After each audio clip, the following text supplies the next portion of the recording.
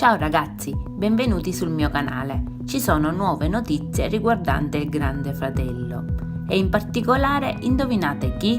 Francesca De André. Vi racconto cosa è successo.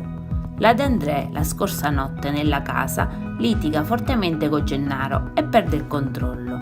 Francesca e Gennaro hanno cominciato a battibeccare animatamente dopo che è andato in onda un video nel quale la ragazza sembrava fosse gelosa della vicinanza del napoletano a Taylor Mega e hanno un acceso confronto dopo essere stata accusata di nascondere il sentimento che sembra provare per Gennaro. Lei gli rinfaccia: "Stasera mi hanno massacrata e tu ti sei unito agli altri, mi fai schifo.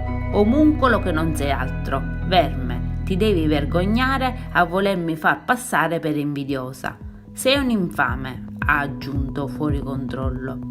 Mentre Gennaro provava ad allontanarsi per evitare lo scontro verbale con Francesca, lei gli urlava: "Hai due ragazzi a posto dei bip bip. Sei uno scemo, io non ci sto un'altra settimana con lui. Cretino, sei solo un uomo di me. Puntini puntini. Gennaro replica dicendo a Francesca: "Con me hai chiuso". Dopo essersi allontanato dalla De André e dalle sue grida, Gennaro si è sfogato con Gianmarco, raccontandogli tutti i gesti poco carini che la ragazza ha fatto nei suoi confronti.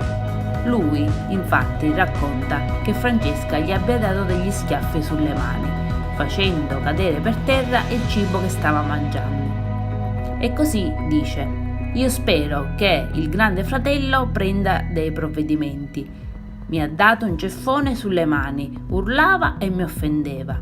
E ha subito chiarito che il suo rapporto con Francesca è ufficialmente interrotto. "Non posso perdonarla, da adesso ognuno per la sua strada". La De André, furiosa, ha minacciato più volte di abbandonare la casa nella notte, chiedendo agli odori di farle recapitare le sue valigie per poter andare via. Allora, iniziamo a commentare. Di certo lei è ancora nella casa e continua a far parlare di sé. Sarà solo una strategia, visto che ha saputo da Maggioglio che il pubblico non la ama? Di una cosa sono contenta, che forse Gennaro finalmente ha aperto gli occhi. Cosa ne pensate di quello che è successo? La De André lascerà davvero il Grande Fratello? Commentate qui sotto. Mi raccomando il linguaggio e a presto con un nuovo video. Ciao ciao!